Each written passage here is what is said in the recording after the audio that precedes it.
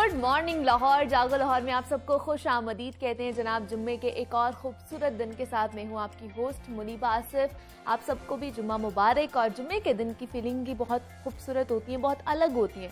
और इस दिन सबका जो शेड्यूल होता है वो जुम्मे की नमाज के गिर्द ही घूमता होता है कि सबको अपने काम पर निपटाने की जल्दी होती है कि हमारे काम जल्दी से निमट जाएं ताकि जुम्मे की जो नमाज है उसका एहतमाम और सुकून के साथ बैठकर पढ़ी जा सके और ये किसी सूरत मिस ना हो। और ऊपर से वीकेंड का आगाज भी जुम्मे से ही हो जाता है तो एक एक्साइटमेंट और भी ज़्यादा बढ़ जाती है कि तमाम हफ्ते जितनी हम लोगों ने मेहनत की होती है, जितनी थकावट होती है, उसे उतारने का वक्त करीब आ रहा होता है। बढ़ते हैं अपने पहले सेगमेंट की तरफ। और आज ज़बान में लुकनत या हकलाहट की आगाही का जो आलमी दिन है वो मनाया जा रहा है। ना तो ये बीमारी बहुत आम है और ना ही ये बहुत संगीन है, लेकिन लुकनत ने बहुत से अफराद को स्कूल के ज़माने में, दफातर में या फिर माशरती ज़िंदगी में मुतासिर ज़रूर किया, क्योंकि उन अफराद का बहुत ज़्यादा मजाक उड़ाया जाता है जो नहायत गैर अखलाकी हरकत होती है। और माहिरीन के मुताबिक दुनिया भर में इस वक्त 7 करोड़ से ज़ायद अफराद जो है वो हकलाते हैं या उनकी ज़बान में लुकनत है। वो गुफ्तगू के दौरान किसी एक हर्फ की आवाज़ को बार बार दोहराते हैं और बड़ी मुश्किल से अपना जो जुमला है उसको मुकम्मल कर पाते हैं। ऊपर से जब हम उनका मजाक उड़ाते हैं तो वो अदम एतमाद का शिकार होने लगते हैं। तो जब भी अपने आसपास आप किसी शख्स को हकलाते हुए देखें, उनका मजाक नहीं उड़ाएं। और अपने बच्चों की भी इस हवाले से आप लोगों ने तरबियत ज़रूर करनी है कि ज़बान की इसी लुकनत के शिकार अफराद की परेशानी का एहसास दिलाने के लिए आज दुनिया भर में ज़बान में लुकनत से आगाही का जो आलमी दिन है वो मनाया जा रहा है। लोग आखिर हकलाते क्यों हैं, इसका इलाज क्या है, और इस हवाले से हम बात करते हैं। ईशा खान है जो साइकोलॉजिस्ट हैं और स्पीच थेरेपिस्ट भी हैं। ईशा, मैं आपको खुश आमदीद कहती हूँ जागो लाहौर में। कैसी हैं आप? अल्लाह का शुक्र, आप कैसी हैं? मैं भी बिल्कुल ठीक ठाक। ईशा, जैसे आज हम लुकनत का आलमी दिन मना रहे हैं तो पहले तो हमारी इंफॉर्मेशन के लिए मजीद बता दें, कुछ मैंने बता दिया, कुछ आप बता दें कि लुकनत और हकलाहट का मसला होता क्यों है और ये क्या ये पैदाइशी भी हो सकता है? अच्छा, जो बेसिकली स्टैमरिंग का इशू है ना, ये जेनेटिकली भी हो सकता है। अगर आपके किसी फैमिली मेम्बर को ये चीज़ रह चुकी है उसकी वजह से। इसमें बेसिकली आपके इन्वायरमेंटल फैक्टर्स जो हैं वो बहुत इंपॉर्टेंट रोल प्ले कर रहे होते हैं, क्योंकि बच्चे अक्सर जब स्कूल जाते हैं वहाँ पर अगर कोई बच्चा स्टैमर कर रहा है, हिकलाता है, तो वो उस बिहेवियर को अडॉप्ट करते हैं। अगर वो घर जाकर उस बिहेवियर को रिपीट कर रहे हैं और ऐसा जेस्टर उनको शो करवाया जा रहा है जहाँ पर एक खुशी का मुजाहरा किया जा रहा है, तो वो समझता है कि पता नहीं मैंने ऐसा क्या फन पार्ट कर दिया है, तो वो उस बिहेवियर को अडॉप्ट करने के बाद रिपीटेशन के ऊपर लग जाता है और फिर उसके बिहेवियर के अंदर स्टैमरिंग का इशू आ जाता है। अच्छा, बेसिकली जो स्टैमरिंग होती है ये 2 तरह की होती है। एक कुदरती होती है जिसको हम लोग डेवलपमेंटल स्टैमरिंग कहते हैं, और एक होती है अथॉरिटी जिसके अंदर जो अर्ली एज के अंदर जाके होती है। फॉर एग्जांपल, अगर आपको चाइल्डहुड के अंदर स्टैमरिंग का इशू नहीं है तो वो आपको अर्ली एज के अंदर जाकर स्टार्ट हो सकती है। अच्छा। उसके भी बहुत सारे कॉजेज़ हैं, जैसे हेड इंजरी की वजह से आपको स्टैमरिंग हो सकती है। उसके बाद आपकी कुछ ऐसी डिजीजेज होते हैं जैसे पार्किंसन डिजीज। कुछ लोग फॉलेज के बाद भी हकलाना शुरू कर देते हैं, और अगर मेडिसिन का कोई गलत इस्तेमाल कर लिया जाए तब भी आपको ये स्टैमरिंग का इशू हो सकता है। बेसिकली स्टैमरिंग हमारा जो ब्रेन और हमारी जो स्पीच होती है ये इंटरलिंक होती है। जब इसके अंदर कोऑर्डिनेशन के अंदर डिसफंक्शनिंग आती है तो हमें स्टैमरिंग का इशू स्टार्ट होता है, या आप ये कह लें कि इमेच्योर जो हमारा नर्वस सिस्टम होता है उसको हम लोग स्टैमरिंग की तरफ ये चीज़ें हमें फिर लेकर जा रही होती है। लेकिन अगर ईशा हम देखते हैं कि ज़्यादातर अगर छोटे बच्चों में देखें तो उनमें ये चीज़ शुरू हो जाती है, तो अमूमन कौन सी एज में जो है उनको हमें अंदाज़ा हो जाना चाहिए कि अगर वो हकला रहे हैं या अपना वो जुमला पूरा नहीं कर पा रहे तो वो लुकनत का शिकार है या वो इस बीमारी का शिकार हो चुके हैं? बेसिकली 2 से 4 साल की उम्र के अंदर बच्चा जो है वो अपने सेंटेंसेस को या फिर अपनी वन वर्ड स्पीच को स्टार्ट कर देता है। अगर वो देख रहा है कि उसकी मदर या फादर ऑब्जर्व करें या फैमिली मेम्बर ऑब्जर्व करिए कि मेरा बच्चा जो है वो सेंटेंस कंप्लीट नहीं कर रहा है, या वो वर्ड स्पीच, जैसे बच्चे अगर पानी मांग रहे हैं तो या तो वो स्टार्ट में स्टैमर करेंगे जब पप पप पप पप इस तरह, या फिर वो दरमियान में पानी इस तरह, या फिर वो रिपीटेड करते पानी पानी दे दो। तो इस तरह होता है कि हमें अगर 2 से 4 साल की उम्र में अगर हम ऑब्जर्व कर रहे हैं तो वहां पर हमें समझ आना चाहिए कि बच्चे को स्टैमरिंग का इशू है, और हम 5 से 6 साल के बच्चे को फिर डायग्नोज कर देते हैं कि इसको स्टैमरिंग का इशू है। तो इसका फिर इलाज क्या है? ये काबिले इलाज बीमारी है? बिल्कुल ये काबिले इलाज है, और हमारे ऋतिक रोशन और ओबामा इनको भी स्टैमरिंग का इशू था, और अब देख लें ये बिल्कुल रिजॉल्व है। और बेसिकली बहुत सारे ऐसे मिथ्स हैं कि लोग ये समझते हैं कि इसका कोई ऑपरेशन या फिर कोई मेडिसिन है। बेसिकली इसका कोई मेडिसिन या फिर ऑपरेशन नहीं है, इसकी सिर्फ स्पीच थेरेपी है। हर क्लाइंट के ऊपर डिफरेंट टेक्निक्स को अप्लाई किया जाता है स्पीच थेरेपिस्ट की तरफ से, क्योंकि हर क्लाइंट के लेवल्स अलग होते हैं। कोई माइल्ड पर होता है, मॉडरेट, सिवियर। वो हर क्लाइंट को देखकर टेक्निक को बनाते हैं कि हमने क्या टेक्निक यूज़ करनी है। उसके बाद उनके सेशंस जो हैं वो 45 मिनट, और वो थेरेपिस्ट पे डिपेंड करता है कि वो कितना टाइम लिमिट ले रहे हैं उनको ठीक करने में। और सिर्फ इसकी स्पीच थेरेपी, और उसके बाद आप ठीक हो जाते हैं। मतलब सिर्फ स्पीच थेरेपी के थ्रू हम लोग ठीक हो सकते हैं? बिल्कुल ठीक हो सकते हैं। इसके लिए कोई ऑपरेशन या कुछ भी नहीं कराना पड़ता? नहीं, इसके लिए ऐसा कुछ भी नहीं है। स्पीच थेरेपी बहुत इंपॉर्टेंट है इसके लिए, और यही आपको क्योरेबल और मैनेजेबल भी आपको ये बना देती है। अगर ये वर्ड्स पर है तो आप मैनेजेबल हो जाओगे। आप टेक्टिक्स सीख लोगे कि आपने किस तरीके से बात करनी है ताकि आप स्टैमर ना करो, क्योंकि वो आपको टेक्निक्स इस तरीके से सिखा रहे होते हैं। और अगर ये आप माइल्ड लेवल पर है तो ऑब्वियसली वो क्योर हो जाती है। तो कितनी मतलब अगर एक बच्चे को हमें पता चल गया कि इसको ये बीमारी है, तो कब से उसकी जो थेरेपी है, स्पीच थेरेपी, वो शुरू करवा देनी चाहिए? अगर आपको पता चल गया है कि बच्चे को स्टैमरिंग का इशू है, आपने असेस करवा लिया है थेरेपिस्ट से, तो आप वहीं से उसकी थेरेपी स्टार्ट कर दें। 3-4 साल का बच्चा, क्योंकि बेसिकली कोई भी बीमारी, अगर हम फिजिकल बीमारियों की भी बात करें, अगर हम उसको इनिशियल स्टेज के ऊपर पकड़ते हैं ना, तो हमारे लिए वो क्योर करना, ट्रीट करना ज़्यादा मतलब आसान हो जाता है। हम उसको टाइमली जो है वो क्योर कर लेते हैं। लेकिन अगर वो ज़्यादा वर्स कंडीशन में जा रहा है, सिवियर कंडीशन में जा रहा है, तो थोड़ा सा उसको टाइम टेकिंग प्रोसीजर ये स्टार्ट हो जाता है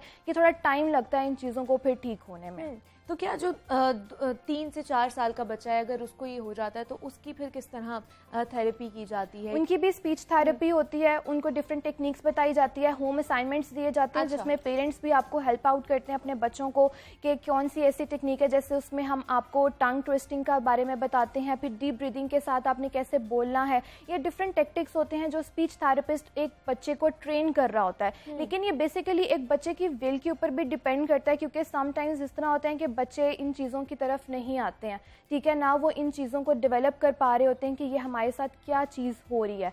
तो ये एक थेरेपिस्ट का रोल होता है, और साथ में पेरेंट्स का, क्योंकि बच्चे वो होते हैं कि स्कूल से छुट्टी करने के बाद वो थेरेपिस्ट के पास आएंगे, तो उनको होता है कि बस हमने स्कूल नहीं जाना, फिर हम यहाँ चले जाते हैं, थोड़ा सा हम टाइम पास कर लेंगे, ये सारी चीज़ें। तो ये बच्चे की विल और पेरेंट्स की भी विल होती है कि वो कितना बच्चे को सपोर्ट कर रहे हैं उस चीज़ के लिए। दूसरा ऐसा, जो लोग 40s में जाके या 50s में जाके उनको इस बीमारी का ये शिकार हो जाते हैं, तो क्या वो भी स्पीच थेरेपी के जरिए ठीक हो सकते हैं? वो भी स्पीच थेरेपी, लेकिन वो थोड़ा टाइम टेकिंग प्रोसीजर हो जाता है, और वो बिल्कुल क्योर तो नहीं, लेकिन उसको मैनेज किया जा सकता है। अच्छा, लेकिन उन फिर अगर बचपन से ही, जिस तरह आपने कहा कि उसको हम अगर उस बीमारी को पकड़ लेते हैं तो उसको हम लोग कर लेंगे, क्योर कर लेंगे, लेकिन 40 to 50 अगर हम लोग ऊपर चले गए हैं जी, तो फिर हमें ये मुश्किल है, फिर मैनेजेबल हो जाता है कि सारी जिंदगी हमारे साथ ये बीमारी चल सकती है। हाँ, लेकिन आप उसको इतने अच्छे से मैनेज कर लेते हो कि आपको कोई जज नहीं कर सकता कि आपको स्टैमरिंग का इशू है, क्योंकि आपको वो ऐसे टेक्टिक्स बताते हैं कि बोलने से पहले आप थोड़ा सा डीप ब्रीथ लें, उसके बाद आप बोलें, ठीक है। इस तरीके से आपको वो कुछ टेक्निक्स बता रहे होते हैं कि आपको फील ही नहीं होता कि आप स्टैमरिंग करेंगे। इसमें बेसिकली आपकी काउंसलिंग भी बहुत मैटर करती है, क्योंकि बहुत सारे ऐसे इश्यूज होते हैं जिसको एंजाइटी और स्ट्रेस की वजह से बहुत सारे लोग जो हैं वो स्टैमर करना स्टार्ट कर देते हैं, जिनको इशू होता है। तो उनकी जब एंजाइटी के पॉइंट्स को हम लोग कंट्रोल करेंगे, उनके स्ट्रेस को, तो फिर मैनेजेबल हो जाती हैं ये चीज़ें। तो फिर उनको फील नहीं होता है कि हम लोग स्टैमर करेंगे, क्योंकि उनका एक माइंड सेट होता है कि हम बोलेंगे तो अब हम स्टैमरिंग करेंगे, तो वो फिर अवॉइडेंट बिहेवियर में चले जाते हैं। तो फिर उनको इस तरीके से चीज़ें सिखाई जाती हैं कि वो मैनेज कर लेते हैं उन चीज़ों को, वो बोलने से पहले अपना माइंड सेट कर लेते हैं कि हमें स्टैमरिंग का इशू नहीं होगा। और फिर जब वो बोलते हैं थोड़ा सा स्लो उनको बोलना सिखाया जाता है, डीप ब्रीथ के साथ सिखाया जाता है, तो फिर वो मैनेज हो जाती हैं चीज़ें, फिर वो जज नहीं कर सकते। तो ईशा, ये कितने स्पीच थेरेपी के कितने सेशंस होते हैं और कितने अरसे में ये मुकम्मल कर लिए जाते हैं? अच्छा, ये थोड़ा टाइम टेकिंग प्रोसीजर होता है। मैं वही कहूँगी कि ये क्लाइंट की विल के ऊपर डिपेंड करता है कि वो कितनी जल्दी उन चीज़ों को पिक करता है। जो उसको होम असाइनमेंट्स दी जाती हैं वो उसको कितनी ईमानदारी के साथ फुलफिल कर रहा है, किस तरह वो अपने उसकी फैमिली जो है वो उसको किस तरीके से सपोर्ट कर रही है, क्योंकि हम उनको होम टास्क देते हैं, अगर वो घर जाके उसको नहीं प्रोसीड कर रहे हैं तो फिर उनमें चेंजेस नहीं आएंगे। 45 मिनट का सेशन आप यहाँ से तो लेकर जा रहे हैं, लेकिन जब आप घर जाकर उन चीज़ों को प्रैक्टिस नहीं कर रहे हैं तो वो आपकी फ्लुएंसी में इतनी जल्दी अचीवमेंट नहीं आएगी। और दूसरा ईशा, कुछ बच्चे जो होते हैं वो तोतले भी होते हैं, उस तरह भी बोलते हैं, तोतलाहट भी उनमें आ जाती है, वो भी क्या इसी में आ जाता है स्टैमरिंग नहीं, में? बेसिकली वो एक डेवलपमेंटल इशू के अंदर आ जाती हैं चीज़ें, लाइक वो बाय बर्थ भी होती हैं सम टाइम, और कुछ वही अडेप्टेशन बिहेवियर जो है वो आ जाता है बच्चों का। तो वो भी स्पीच के थ्रू, स्पीच थेरेपी के थ्रू ठीक हो सकता है क्या? नहीं, वो स्पीच थेरेपी के नहीं हो सकता, क्योंकि एक्चुअली वो ये आप ये कह लें कि ना वो डेवलपमेंटल कुदरती है ना वो चीज़, ठीक है। अब वो आप स्पीच थेरेपी में ये है कि आप कुछ वर्ड्स जो होते हैं जो ज़्यादा मुश्किल होते हैं आप वो नहीं उठा सकते हो, लेकिन जो नॉर्मल वर्ड्स होते हैं आप वो इजीली बोलना स्टार्ट कर देते हैं, वो आप अच्छे से बोल लेते हैं फिर। लेकिन जो भारी वर्ड्स होते हैं जो जुबान पर बच्चों के नहीं चल सकते, फिर वहां से फिर आपको थोड़ा आइडिया हो जाता है कि अच्छा ये तुतलाहट जो है इसमें आ रही है। लेकिन हम देखते हैं जैसे ही बच्चा बोलना शुरू होता है तो पेरेंट्स भी या आसपास के जो लोग हैं वो भी उसकी तरह ही तोतला बोलना शुरू कर देते हैं कि शायद ये एक अच्छी चीज है। तो क्या इस वजह से भी बच्चे पिक करना शुरू हो जाते हैं? बिल्कुल, क्योंकि हमारे आजकल इस तरह के स्क्रीन टाइम बच्चों का बहुत ज़्यादा हो गया है, पेरेंट्स इतना फोकस नहीं कर रहे हैं, इतना टाइम नहीं दे रहे हैं, और वो बस कार्टून लगा देते हैं, जो वो लैंग्वेज यूज़ कर रहे होते हैं बच्चे उसी को ऑब्जर्व कर रहे होते हैं। वो किसी और के साथ वो कन्वर्सेशन, वो कम्युनिकेशन उनका नहीं डेवलप होता कि हमने कैसे दूसरों के साथ बात करनी है। वो स्क्रीन टाइम पर अपना कार्टून देख रहे हैं और जिस तरीके से वो लैंग्वेज बोल रहे हैं वो उसी तरीके से बोलने का ट्राई भी करते हैं, उसके बाद उन्हीं के एक्सेंट में बात करते हैं। तो वो बच्चे जो है उनकी एज होती है हर चीज़ को अडाप्ट करने की, तो वो एज के अंदर अगर हम लोग इस तरह का स्क्रीन टाइम उनका ज़्यादा कर रहे हैं, खुद के साथ कम्युनिकेशन उनका नहीं कर रहे हैं, तो वो ऑब्वियसली बात है वो उन चीज़ों को फिर अडॉप्ट करेंगे और वो फिर रिपीट करते हैं उन चीज़ों को, फिर उनका वो बिहेवियर बन जाता है।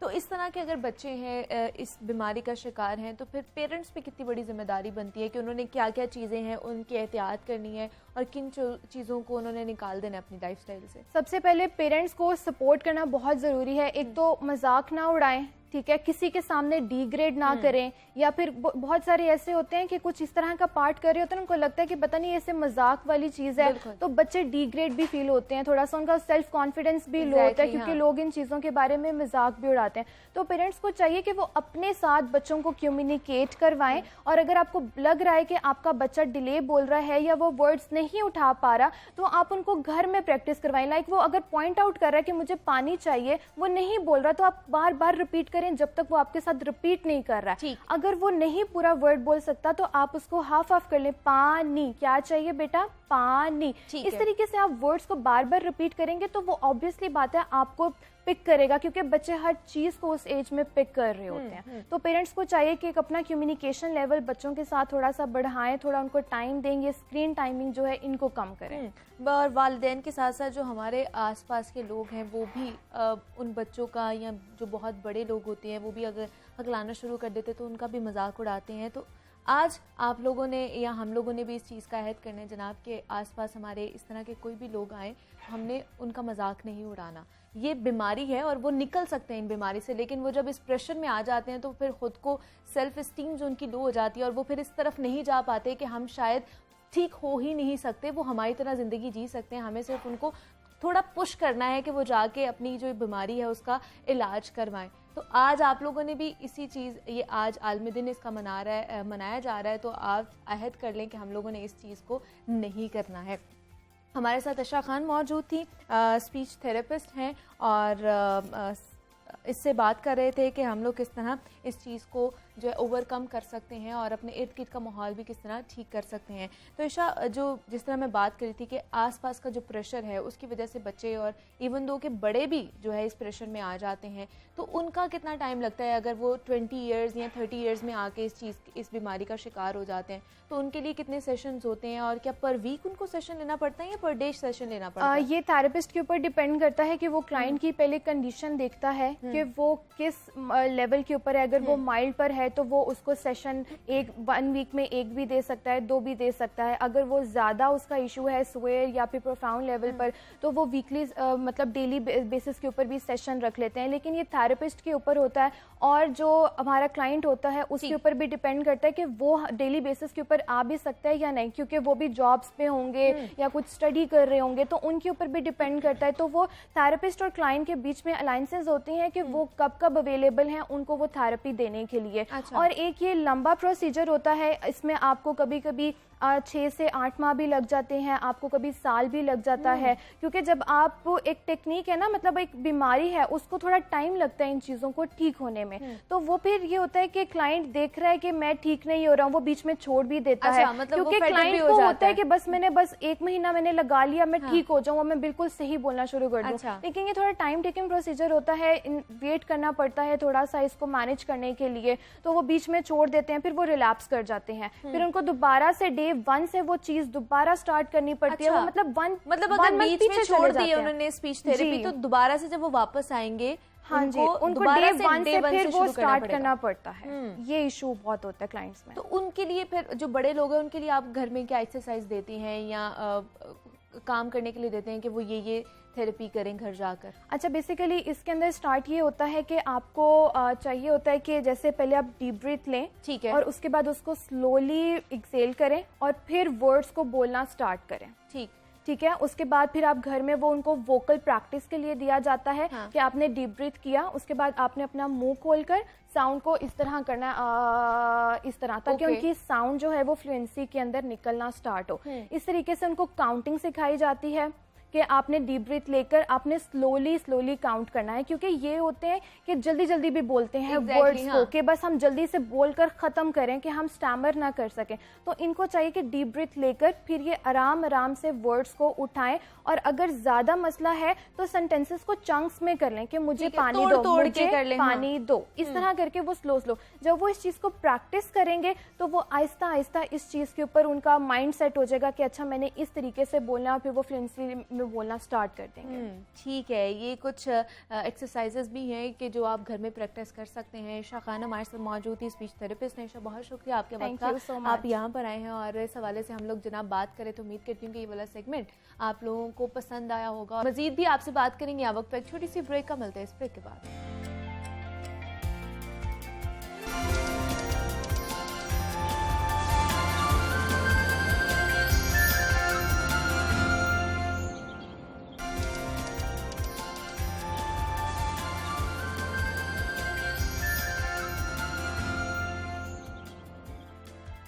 वेलकम बैक टू जागो लाहौर। जनाब, मौका भी राज बरकरार है और ऐसे में शहरी गले की खराबी, खांसी और नज़ला जुकाम की शिकायत करते हुए हमें नजर आ रहे हैं।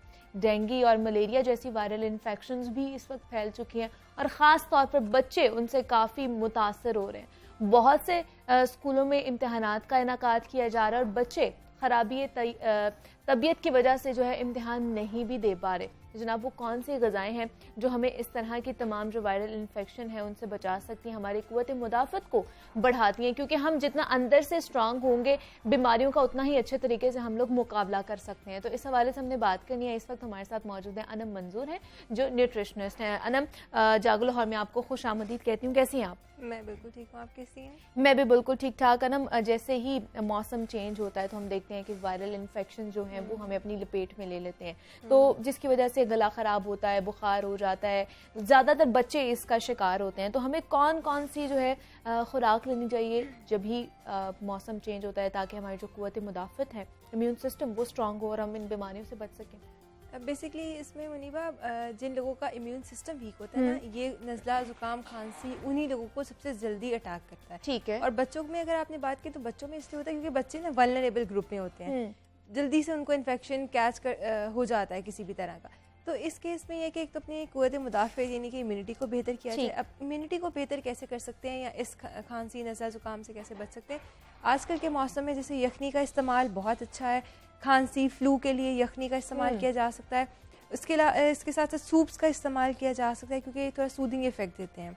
इसके अलावा जो इस मौसम में या कोई भी वेदर चेंज होने के साथ जो ये वाला फ्लू और कफिंग वगैरह का इशू होता है ना, उसमें जिंजर और सिनेमन टी जो है वो बहुत इफेक्टिव होती है। ठीक है। यानी कि दालचीनी और अदरक की का कहवा यूजली मैं पेशेंट्स को बताती हूँ तो वो समझते हैं यानी कि हम चाय में तो डालते हैं एग्जैक्टली जो चाय के दूध पत्ती में नहीं डालना, पानी के साथ उसको कहवा बनाकर पीना बहुत इफेक्टिव है। ये नज़ला, जुकाम, खांसी वगैरह के लिए बहुत अच्छा है, बशर्ते ये कि उसके अंदर चीनी नहीं डालनी है। ठीक है जी, तो ये चीजें हैं जो हमें अगर हम अपनी डाइट में ऐड ऑन कर लें तो हम इन तमाम बीमारियों से या खांसी, गला, जुकाम और बुखार से बच सकते हैं। बिल्कुल ऐसे ही। और अगर आप देखें तो इस सीजन में ना हमारे जितने भी सिट्रस फ्रूट्स हैं, ठीक है, तुर्श फल जितने हैं वो ज्यादा, ये इस सीजन में वो ज्यादा होते हैं। एग्जैक्टली आगे सर्दियां हैं और कीनू भी आने वाले हैं और हम यूजली कहते हैं कि उनसे अवॉइड करें क्योंकि मजीद खांसी, नज़ला, जुकाम होगा। ऐसा नहीं होता, उनमें विटामिन सी रिच होता है। ठीक है। तो विटामिन सी जो है वो बेस्ट इम्यूनिटी बूस्टर है, तो उनका इस्तेमाल किया जा सकता है। जूसेस का इस्तेमाल किया जा सकता है, जैसे आजकल डेंगू बहुत ज्यादा है,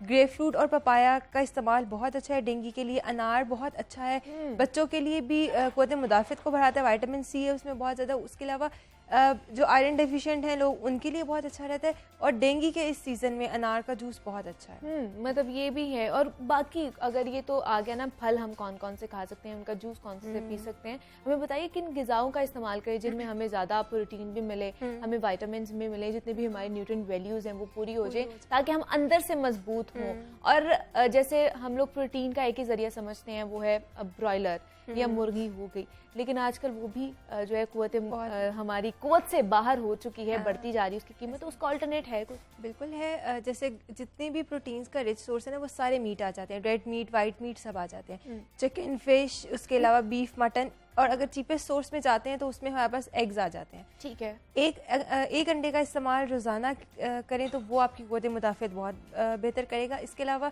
दालें जो हैं वो प्रोटीन्स का बहुत अच्छा सोर्स है, दालों का सूप बना लें या वैसे दाल बना के उसको खा लिया जाए। चिकन यखनी के साथ अगर दाल को बना लिया जाए तो वो बिल्कुल कंप्लीट प्रोटीन आपको दे देती है। कोशिश करें कि कुछ 2-3 दालों को मिक्स करके उनको बनाया जाए, उससे कंप्लीट प्रोटीन्स मिलते हैं। अच्छा। तो वो आप इस्तेमाल कर सकते हैं। इसके अलावा आगे फ़िश का सीज़न है, फ़िश बहुत अच्छा ओमेगा 3 का सोर्स होती है, प्रोटीन्स का सोर्स होती है, बच्चों के लिए बहुत अच्छी है, बड़ों के लिए बहुत अच्छी है। इसके अलावा एक तो हम उसको फ्राइड फॉर्म में खाते हैं ना, अगर हम सीज़न की बात करें ना, फ्लू और हम खांसी की बात करें तो उसमें जो मछली का शोरबा है, ठीक है, जो वो बनता है ग्रेवी वाला, वो बहुत अच्छा होता है, वो बहुत इफेक्टिव होता है आपके फ्लू के लिए और खांसी वगैरह के लिए, इम्यूनिटी को बहुत बूस्ट करता है, तो उसका इस्तेमाल किया जा सकता है। ये प्रोटीन्स को हम डिफरेंट वे में इस्तेमाल कर सकते हैं। ठीक है, ये कुछ चीज़ें हैं जिनको हम इस्तेमाल कर सकते हैं और इन तमाम तर जो वायरल इन्फेक्शन है उनको भगा सकते हैं। लेकिन हम देखते हैं अनम, जैसे शहद हो गया एक, वो भी बड़ा अच्छा है, कहा जाता है टूटका है कि शहद भी खानी चाहिए अगर गला ख़राब है। शहद और दूध जो है हम समझते हैं कि हमारी लाइफ से निकल गए हुए हैं, बहुत रेयर है, कुछ लोग हैं जो ये खाते हैं, ये जो पीते हैं। ये कितने फ़ायदेमंद है हमारी सेहत के लिए या हमारी इम्यूनिटी को बूस्ट करने के लिए? देखें, दूध जो है वो एक कंप्लीट खुराक हम जिसको कहते हैं, दूध एक मुकम्मल ग़िज़ा है, तो दूध का इस्तेमाल बहरहाल हमें दिन में 1 से 2 कप लाजमी रखने चाहिए। बच्चों के लिए 2 से 3 कप लाजमी होने चाहिए। उनकी ग्रोथ, उनकी हाइट की होती है, उनकी बोन्स डेवलप हो रही होती हैं, उनके अलावा उनकी बाकी बॉडी की ग्रोथ हो रही थी, उसके लिए कैल्शियम और विटामिन डी रिक्वायर्ड होती है, जो हम मिल्क से ले सकते हैं। तो वो हमें 1 से 2 कप लाजमी दिन में लेना चाहिए। इसके अलावा जैसे आपने शहद की बात की है, तो देखें ये प्योरिटी पे डिपेंड करता है कि कितना प्योर आप ले रहे हैं। अगर तो वो प्योर है तो हम उसको ल्यूकवार्म वाटर के साथ दे सकते हैं, ये भी आपकी जो सीजनल कफ वगैरह है उससे उसके लिए बहुत अच्छा रहेगा। इसके अलावा यहाँ पर जितने भी ड्राई फ्रूट्स हैं ना, जितने नट्स हैं, इस मौसम में नट्स जितने भी हैं वो आपको, वो भी हाई प्रोटीन सोर्स होते हैं। ठीक है। और एक दिन में 1 मुट्ठी बादाम का इस्तेमाल करना या खुश्क मेवाजात का इस्तेमाल करना भी हमारी क़ुव्वत मुदाफ़ियत को बेहतर करता है। मतलब बदलते मौसम में यहाँ पर बहुत से लोग कहते हैं कि हमें सर्दियों में जाके जब पीक होती है सर्दियों की, तब हम लोग को यूज़ करना चाहिए। तो फिश की मेथ है और दूसरा ड्राई फ्रूट्स की। तो क्या हम लोग गर्मियों में भी, और जैसे ही मौसम थोड़ा सा चेंज होना शुरू हो जाता है, तब हम इस्तेमाल कर सकते हैं? बिल्कुल, इसमें कर सकते हैं। इसमें देखें क्वांटिटी पे डिपेंड करता है। ये आप फिश हो गई या नट्स हो गए, आप इसको थ्रू आउट द ईयर खा सकते हैं। इसमें ये कंपल्शन नहीं है कि सर्दियों में खाना है, गर्मियों में नहीं खाना। डिपेंड करता है कि आप किस फॉर्म में खा रहे हैं और किस क्वांटिटी में खा रहे हैं, फ्राइड में खा रहे हैं और कितनी खाई है हमने, तो उस पर डिपेंड करता है कि आपकी बॉडी पे उसका जो इफेक्ट होता है। अदरवाइज हम इसको सर्दियों में भी खा सकते हैं और गर्मियों में भी खा सकते हैं। इसके साथ साथ अगर हम बात करते हैं ना, कुछ न्यूट्रास्यूटिक्स में आ जाते हैं, जैसे दूध के आपने बात की, तो दूध हल्दी जो है, गोल्डन मिल्क जिसको हम कहते हैं, ये बहुत अच्छी रहती है सर्दियों में भी उन लोगों के लिए जिनकी जॉइंट्स में पेन होना शुरू हो जाती है वेदर चेंज होने के साथ साथ। बड़ों में हमारे ज़्यादा घर में देखने में, बुजुर्गों में देखने को आता है, जोड़ों में दर्द, टांगों में दर्द है, उनके लिए, या जिनको कोई इन्फ्लेमेशन है, किसी किस्म की बॉडी में सोजिश है, किसी किस्म का कोई इन्फेक्शन हुई हुई, इन्फ्लेमेशन हुई हुई है, उनके लिए दूध हल्दी का इस्तेमाल बहुत अच्छा है। क्योंकि दूध के साथ हल्दी जब हम ऐड करते हैं, हल्दी जो है वो एंटी इन्फ्लेमेटरी है, एंटीसेप्टिक भी है, तो बीमारी से भी निजात दिलाती है। इसके अलावा आपको बहुत सूदिंग इफेक्ट देती है। तो 1 कप दूध में 1/4 चम्मच हल्दी डाल के उसको हल्का सा बॉईल कर लिया जाए, चाहे उसको इवनिंग स्नैक में ले लिया जाए या उसको रात सोने से पहले 1 कप ले लिया जाए, तो ये बहुत इफेक्टिव है। तो ये क्या बड़ों के साथ साथ छोटे बच्चों को भी पिला सकते हैं, उनके लिए भी बेहतर है? बिल्कुल, बच्चों को भी पिला सकते हैं, और बच्चों के लिए थोड़ा सा टेस्ट डेवलप करने के लिए हम इसमें थोड़े से नट्स ऐड कर सकते हैं। ठीक है। अगर बच्चे नट्स नहीं खाते तो मैं मदर्स को कहती हूँ कि ग्राइंड करके पाउडर बना लें नट्स का, और वो 1 टेबलस्पून आप डाल के बच्चों को दे दें। और बच्चों के लिए थोड़ा सा उसमें हनी ऐड कर सकते हैं, क्योंकि बच्चे फ्लेवर्स की तरफ ज़्यादा अट्रैक्ट होते हैं। हाँ। तो उसमें थोड़ा सा हनी उनको ऐड करके ये दिया जा सकता है। लेकिन जैसे आपने हनी की बात की है, शहद अब असली है या नहीं है, वो हमें कैसे पता चलेगा कि वो हमारे लिए जो है हमारी सेहत के लिए नुकसानदेह साबित ना हो? अच्छा, यहाँ पर ना हनी की एक प्रॉपर्टी है कि हनी कभी भी ना, चाहे वो उसका फ्रिज में भी रख दें या फ्रीजर में भी रख देना, तो कभी भी वो जमता नहीं है, वो क्रिस्टल्स की फॉर्म में नहीं आता। ये उसकी नेचुरल प्रॉपर्टी है, वो हमेशा विस्कस ही रहता है। तो अगर प्योर हनी है और उसको आपने फ्रीज किया है और वो सेम कंसिस्टेंसी पे रहा है, दैट मीन्स कि वो प्योर है। अगर आपने उसको फ्रिज में रखा है और उसके बाद वो वाइट से कलर का हो गया और क्रिस्टल से बन गए हैं, दैट मीन्स कि वो एडेड शुगर के साथ है, वो प्योर हनी नहीं है। चीनी को जब भी आप जमाते हैं तो वो क्रिस्टल बन जाती है। शहद का की प्रॉपर्टी ये अल्लाह ताला ने बनाई है कि वो कभी भी क्रिस्टल फॉर्म में नहीं आता। तो ये हम इसको चेक कर सकते हैं हनी को कि वो प्योर है कि नहीं है। और इसको क्या रोज हमें इस्तेमाल करना चाहिए हनी? और अगर जो शुगर जिनको नहीं पसंद या जो डाइट भी कर रहे हैं, तो वो हनी को अल्टरनेट समझ सकते हैं? नहीं, देखिए, हम इसको दिन में 1 चम्मच तक तो यूज कर सकते हैं। ठीक है। 1 चाय का चम्मच, ½ टीस्पून से 1 टीस्पून तक तो यूज किया जा सकता है एक दिन में। लेकिन इससे ज्यादा हम करेंगे तो वो फिर कैलोरीज हाई कैलोरी में चला जाएगा। तो इसका इस्तेमाल डेली बेसिस पे हम नहीं कर सकते। इसमें यह है कि जो लोग रोजाना की बुनियाद पे मीठे का सब्स्टिट्यूट लेना चाह रहे हैं, वो फिर स्वीटनर, जो नेचुरल स्वीटनर्स होते हैं, स्टीविया, उसका इस्तेमाल कर सकते हैं। अच्छा, और जो अनम डायबिटिक होते हैं लोग, क्या वो हनी का इस्तेमाल कर सकते हैं? नहीं, वो हनी का बिल्कुल इस्तेमाल नहीं कर सकते, क्योंकि हनी का जो ग्लाइसेमिक इंडेक्स है वो बहुत हाई होता है, यानी कि एकदम से ब्लड शुगर को रेस करता है। अच्छा। तो डायबिटिक पेशेंट गुड़, शक्कर और हनी का इस्तेमाल नहीं कर सकते। मतलब उन्होंने मीठे से दूर ही रहना है, ताकि वो अच्छी और सेहतमंद जिंदगी गुजार सके आने वाले दिनों में। और दूसरा, जैसे हम बात कर रहे थे कि प्रोटीन की, और जैसे आपने बताया कि अंडे जो है पावर हाउस उन्हें कहा जाता है, तो सर्दियां आ रही हैं आगे, कितना हमें अंडे खाने चाहिए एक दिन में जो हमें अच्छा, हमारी सेहत को बेहतरीन रखे और भरपूर रखे? हमें ना एक नॉर्मल इंडिविजुअल को, हेल्दी इंडिविजुअल को 3 to 4 सर्विंग्स ऑफ प्रोटीन ना एक दिन में रिक्वायर्ड होती हैं। अब 3 से 4 सर्विंग्स का मतलब ये कि हर तरह की प्रोटीन, उसमें दालें भी हैं, उसमें गोश्त भी है, उसमें अंडे भी हैं। डिपेंड करता है कि अब अगर पूरा दिन में सिर्फ अंडे ही खा रहा है तो वो 1 से 2 अंडे खा सकता है। अगर वो अंडों के साथ साथ प्रोटीन्स का सोर्स पूरा करने के लिए कोई दालें या गोश्त वगैरह भी इस्तेमाल कर रहा है, तो फिर 1 अंडा एक दिन में लाजमी। ठीक है, ठीक है जी। अनम मंजूर हमारे साथ मौजूद थी, न्यूट्रिशनिस्ट हैं। और अनम, बहुत शुक्रिया आपके वक्त का, आप यहाँ पर आई। और जिस तरह हम बात कर रहे थे जनाब के वायरल इन्फेक्शंस बहुत ज़्यादा हो रहे हैं, जिस तरह वेदर चेंज होता है, बच्चे बड़े हर कोई जो है इसमें जूझ रहा होता है, इनका शिकार हो जाता है। तो आप लोगों ने अपनी डाइटरी हैबिट्स जो हैं उनको चेंज करना है। कुछ चीज़ें हैं, प्रोटीन्स होगी, न्यूट्रिएंट वैल्यूज़, और मतलब अपने बॉडी के हिसाब से अपने आप को आपने मजबूत बनाना है अपनी डाइट चेंज करके। और आगे सर्दियाँ भी आने वाली हैं, कुछ चीज़ें अनम ने हमें बताई हैं कि हम उनको ऐड ऑन कर लें अपनी डाइट में, तो हम अच्छी और सेहतमंद और भरपूर ज़िंदगी गुजार सकते हैं। तो मज़ीद भी जनाब आपसे बात करनी है, यहाँ वक्त पर एक छोटी सी ब्रेक, आपने कहीं नहीं जाना, मिलते हैं इस ब्रेक के बाद।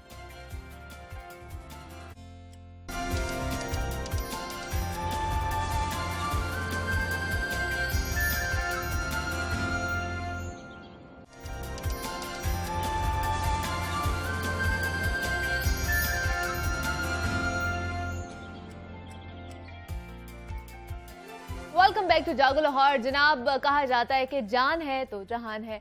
अच्छी सेहत के बगैर आप एक तवाना दिमाग पा सकते हैं, और ना ही ज़िंदगी की मुश्किलात का जो है आप सामना करने का हौसला रख सकते हैं। और अच्छी सेहत के लिए, फिटनेस हासिल करने के लिए जो अपॉर्चुनिटीज़ हैं हासिल करना बहुत ज़्यादा ज़रूरी है और जिनकी हमारे माशरे में काफ़ी कमी पाई जाती है। मर्द हजरात तो हम देखते हैं फिर भी स्पोर्ट्स वगैरह में हिस्सा ले लेते हैं और ख़ुद को फिट रखते हैं, लेकिन ख़वातीन के लिए ऐसी जो अपॉर्चुनिटीज़ हैं अभी उनमें कमी पाई जा रही है। हालांकि ख़वातीन के लिए खेलों में हिस्सा लेना, खुद को फिट रखना उतना ही ज़रूरी है जितना मर्द हजरात के लिए होता है। तो इस हवाले से गुज़श्ता दिनों कज़ाफ़ी स्टेडियम लाहौर में ख़वातीन के लिए वॉकथॉन के नाम से एक इवेंट ऑर्गेनाइज किया गया, जिसके ज़रिए ख़वातीन में फ़िटनेस के हवाले से और बाइख्तियार होने के हवाले से शऊर पैदा करने की भरपूर कोशिश की गई है। और इस इवेंट की रूह रवा एबा कुरैशी हमारे साथ इस वक्त मौजूद है और उनसे जानते हैं इस इवेंट के बारे में मज़ीद। एबा, आपको खुश आमदीद कहती हूँ जागो लाहौर में, कैसी हैं आप? अस्सलाम वालेकुम। बहुत ठीक हूँ अल्हम्दुलिल्लाह, थैंक यू। एबा, सबसे पहले तो हमें ये वॉकथॉन के इवेंट के बारे में बताइएगा, इसका क्या मकसद था करने का? मकसद वही था जो आप अभी बता रही थी सबको, कि हम लोग चाह रहे हैं कि फ़िटनेस और हेल्थ जो है हमारे अपने लोगों में काफ़ी जो ना स्पेशली औरतों में भरा जाए। हम लोग ये देखते हैं कि मर्द हजरात जो हैं बहुत यहाँ पे एक्टिव होते हैं, उनके पास अपॉर्चुनिटीज़ होती हैं, लेकिन जो हमारी औरतें होती हैं, यंग गर्ल्स होती हैं, उनके पास वो अपॉर्चुनिटीज़ नहीं होती। और ये देखा जाता है कि साउथ एशिया में सबसे इनएक्टिव जो लड़कियां हैं बिटवीन 10 to 15 ईयर ओल्ड्स, वो हमारी अपनी बच्चियां हैं पाकिस्तान की। तो हम चाहते हैं कि वो उस नंबर को हम आगे बढ़ाएं और हम चाहें कि बच्चियां, बड़े जो हमारी माएँ हैं, बहनें हैं, छोटी बच्चियां हैं, उन सब के पास अपॉर्चुनिटी हो और उनको एक्चुअली अवेयरनेस हो कि हमारे लिए फिटनेस और हेल्थ कितना ज़रूरी है। तो वॉकथॉन उसी लिए करवाई गई थी क्योंकि कोविड की वजह से आपको पता ही है कि यहाँ पे स्कूल्स काफ़ी बंद थे, एक्टिविटी बच्चियों में ख़ास तौर पे बहुत कम हो गई थी। तो उसको बढ़ाने के लिए हमने वॉकथॉन किया था और हमने उसमें बड़ों को, अपनी जैसे दादियाँ, नानियाँ, सबको इन्वाइट किया था, स्कूल्स को, यूनिवर्सिटीज़ को, कि वो आएँ और इसमें हिस्सा लें। तो ये कितना इवेंट जो था ये सक्सेसफुल रहा और कितने लोगों ने, ख़ास तौर पर जो ख़वातीन हैं, उन्होंने कितनी दिलचस्पी दिखाई है बा इसमें? हमें बहुत अच्छा रिस्पांस मिला था उसका। हमारे पास यूनिवर्सिटीज़ और ऑब्वियसली कोविड की वजह से हमें नंबर्स को काफ़ी रिस्ट्रिक्टेड रखना पड़ा, लेकिन हमारे पास रिस्पांस उसका बहुत अच्छा आया है। बल्कि मुझे और इलाकों से भी और सिटी से भी काफ़ी जो है ना ऑफर्स आई हैं कि आप इसको वॉकथॉन को इधर भी लेके आएँ। तो हमारा जो एक प्लान है वो यही है कि हम कराची और इसको फिर इस्लामाबाद भी लेके जाएं और छोटे छोटे शहरों में भी लेके जाएं। और मैं चाहती हूँ कि स्कूल्स और यूनिवर्सिटीज़ इसको अपना बनाएं ताकि वो वॉकथॉन को एक स्पोर्ट्स डे इवेंट जैसे होता है उसको भी जो है ना एक अपने उसमें इंक्लूड कर लें। लेकिन हमारा मकसद ये नहीं है कि सिर्फ हम पाकिस्तान के अंदर करें, हम इसको पाकिस्तान से लेके जाएंगे इंशाल्लाह। लेकिन बस हमें जो हमारा एम है वो यही है कि हमारी जो बच्चियां हैं इस कैंपेन को समझें और ख़ुद को इसको अपने आप को एक्टिव करें। ज़रूरी नहीं है कि जब भी वॉकथॉन हो तो आप वॉक करें, वॉकिंग को एक अपने लाइफस्टाइल का हिस्सा बनाएं। तो रिस्पांस बहुत अच्छा रहा है, ख़ास तौर पे मीडिया का इसमें बहुत ज़्यादा में जो उसमें एक्सपोजर भी मिला है, लेकिन बच्चियां बहुत आगे आई हैं और बहुत खुशी से होके गई थी वहाँ पे। लेकिन एबा, हम देखते हैं कि हमारे यहाँ पे ख़वातीन को या बच्चियों को स्पोर्ट्स में अगर वो हिस्सा लेती हैं तो आज भी ये चीज़ मायूब समझी जाती है। तो इस माइंडसेट को हम किस तरह ठीक कर सकते हैं ताकि हमें घर से ही सपोर्ट इतनी हासिल हो कि हम इस तरह के प्रेशर्स को झेल सकें? सारा जो एक जगह पे जो मुझे सारी मुश्किल आती है ना, वो माइंडसेट से ही आती है। हमारे यहाँ ये समझते हैं कि अगर बच्चियां स्पोर्ट्स खेलेंगी तो वो घर से बाहर निकलेंगी या वो फिर एथलीट बनने की कोशिश करें, जिसमें कोई बुराई नहीं है। हमें माइंडसेट ये चेंज करना है कि हमारी फिजिकल हेल्थ और मेंटल हेल्थ उतनी ही इंपॉर्टेंट है जितनी और चीज़ें जो हम जिंदगी में कर रहे होते हैं। तो फिजिकल हेल्थ आपकी अच्छी होगी तो आपकी मेंटल हेल्थ भी अच्छी होगी। आपने देखा होगा कि कोविड में मेंटल हेल्थ पे बहुत काम किया गया है यहाँ पे, और वो बहुत एक ज़रूरी चीज़ है। एक अवेयरनेस कैंपेन भी इन्होंने यहाँ पाकिस्तान में की है जो एक बहुत ज़रूरी जो है ना एक चीज़ है जो हमें समझनी चाहिए। स्पोर्ट्स या गेम्स या पीई से confidence levels, life skills, social skills आपके जो होते हैं वो ज़्यादा डेवलप होते हैं बच्चियों में, और वो हमें दिखाना है कि आगे जाके इनको, चाहे वो अपनी जो है ना अपने शादी करके बच्चों को बड़ा कर रही हों या हाउस वाइफ्स हों या काम कर रही हों, जिस शोबे में भी होंगी, वो जहाँ जिस करियर में भी होंगी, वो फिर उस चीज़ जो ना उनकी पर्सनल डेवलपमेंट बहुत ज़रूरी है जो कि स्पोर्ट्स से ही आती है। और वो हम यही माइंडसेट चेंज करना चाहते हैं माँ बाप में कि आप अपनी बच्चियों के सपोर्ट करें, आप उनको आगे बढ़ाएं, उनके साथ आप वॉकिंग पे जाएं। अगर उनको क्रिकेट पसंद है आप उनके साथ क्रिकेट खेलें, लेकिन यही माइंडसेट है जो हम लोगों को और पेरेंट्स को खास तौर पे, ये सबसे ज़रूरी घर से शुरू होगा। ये हम नहीं शुरू कर सकते खाली, ये स्कूल्स नहीं कर सकते। ये घर में इजाज़त से ही शुरू होगी और ये इजाज़त देना, इसमें कोई बुरी बात नहीं है। आप अपनी फ़िज़िकल हेल्थ और मेंटल हेल्थ पे ही काम कर रहे हैं। और दूसरा एबा, हमें ये बताइएगा कि पाकिस्तान में आपको क्या लगता है कितनी अपॉर्चुनिटीज़ मौजूद हैं इस वक्त लड़कियों के हवाले से कि वो फिज़िकल एक्टिविटीज़ में हिस्सा लें या फिर ख़ुद को फिट रखें फिटनेस के हवाले से, और क्या आप उन अपॉर्चुनिटीज़ से सेटिस्फाइड हैं? आपको लगता है कि वो उतनी कारआमद साबित हो रही हैं? देखिए, पिछले 10 साल से अगर हम देखें तो हम बहुत बेहतर हैं, हमने प्रोग्रेस की है, काफ़ी चीज़ें आ गई हैं। हमें आपको काफ़ी टीवी पे भी मीडिया ने इसमें बहुत अच्छा जो है ना, कहते हैं कि एक क्या है कि उन्होंने हमारी आइडियल्स जो हैं या हमारी जो सना मीर हो गई, जैसे माहूर हो गई, ये जो हमारी स्पोर्ट्स वुमेन जो निकल रही हैं, जो बाहर जाके खेल रही हैं, उसके वजह से लड़कियों में एक जज्बा पैदा हो रहा है। तो वो तो एक बहुत ज़रूरी चीज़ है। लेकिन सबसे ज़रूरी अपॉर्चुनिटी होती है और सेफ स्पेसेस होती हैं, जो आपको सिर्फ स्कूल्स में, शुरुआत में आपको स्कूल्स में मिलती हैं। तो जो हमारा जो वॉकाथॉन का प्रोग्राम है, वो फेम गेम्स की इनिशिएटिव है। और फेम गेम्स जो हमारा जो है, वो एक करिकुलम है जो हम लड़कियों के स्कूल में पीई में लेके जाते हैं। तो उनके जो गेम्स का सेशन होता है, उसको ज़्यादा स्ट्रक्चर्ड बनाते हैं, उनको ज़्यादा अपॉर्चुनिटीज़ देते हैं और सेफ स्पेसेस प्रोवाइड करते हैं। तो सबसे ज़्यादा तो हमें सेफ स्पेसेस की ज़रूरत है, ताकि लड़कियां चाहे वो स्कूल के अंदर हो या बाहर हो, वो सेफ फील करें और वो कॉन्फिडेंटली जो है ना इन एक्टिविटीज़ कर पाएँ। आई थिंक कि वहाँ यहाँ पे ज़रूर आ गई हैं, जिम्स भी आ गए हैं, फिटनेस सेंटर्स भी खुल गए, लेकिन हर कोई नहीं अफोर्ड कर सकता। तो वॉकिंग ही हमने इसलिए शुरू की थी कि वॉकिंग एक सबसे ईजी और सबसे जो है ना फ्री ऑफ कॉस्ट एक एक्टिविटी है जो सब कर सकते हैं। तो आई थिंक कि थोड़ा सा और काम की ज़रूरत है, हम सबको मिलके जो है ना इस पे काम करना पड़ेगा। और दूसरा, हमने देखा एबा के इस इवेंट में आपके जो हमारे कौमी क्रिकेट टीम के जो मर्द खिलाड़ी हैं, उन्होंने भी शिरकत की थी। उनकी तरफ से कैसा रिस्पांस मिला और उनके क्या रिमार्क्स थे इस हवाले से? बहुत अच्छा रिस्पांस मिला। ज़ाहिर सी बात है, वुमेन एम्पावरमेंट में मर्दों का भी बहुत हाथ होता है। अगर वो एम्पावर नहीं करेंगे तो घरों में कैसे अपने फादर्स और ब्रदर्स से जो है ना वो सपोर्ट ले पाएंगे। जो क्रिकेटर्स आए थे, उन्होंने बहुत हमें सपोर्ट किया था और इस चीज़ को बहुत अप्रिशिएट किया था। आपने देख ही लिया होगा कि उन्होंने वॉकाथॉन में भी जो है ना वॉक की थी उन्होंने, और साथ में उन्होंने एक्टिविटीज़ में हिस्सा लिया था।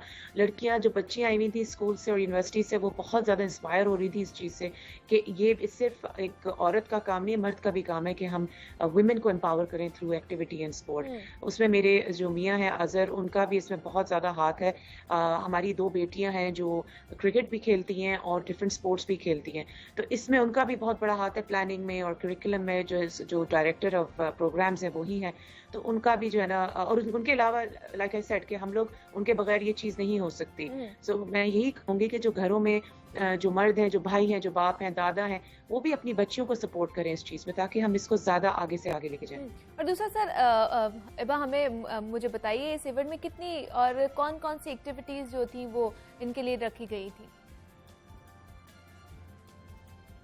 तो एक तो वॉकाथॉन थी जिसमें गद्दाफी स्टेडियम का एक पूरा जो है ना वो लैप किया था। साथ में हमारे पास एम फिट हमारे कोलैबोरेटर्स थे।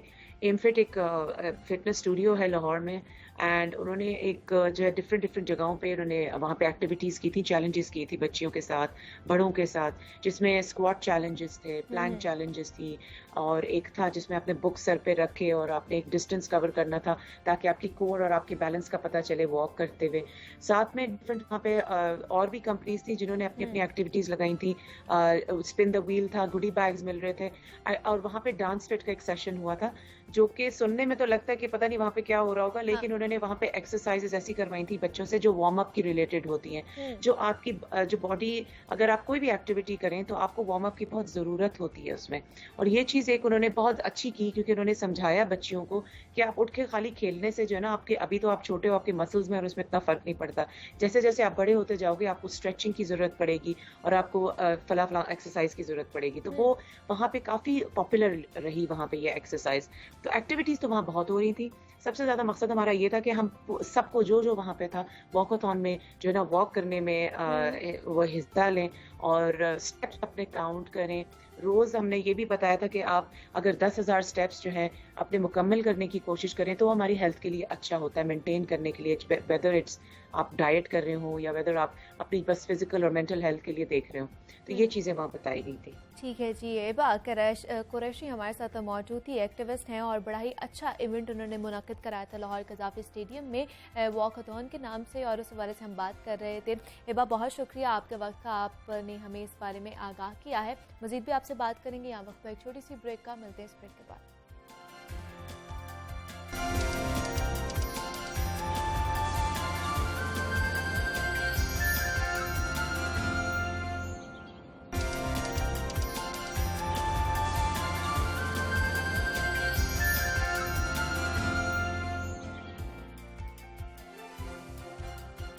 वेलकम बैक टू जागो लाहौर। जनाब, आपको बताएं कि खुदा खुदा करके कोरोना का जोर तो टूटा ही था कि शहर में अब डेंगू मुंह जोर होने लगा है। और गुज़श्ता रोज़ की अगर बात की जाए तो लाहौर में डेंगू से मुतासरा 3 मरीज जो हैं वो जाबहक हो गए हैं, जबकि 266 नए मरीज भी सामने आ गए हैं।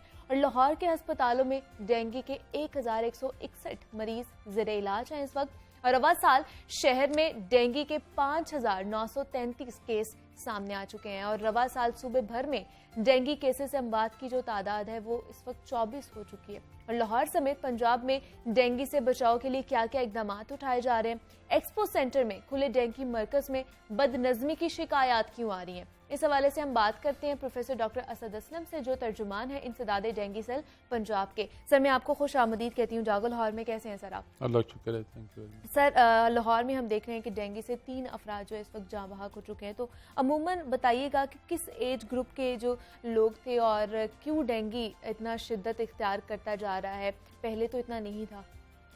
देखें, बिस्मिल्लाहिर्रहमानिर्रहीम।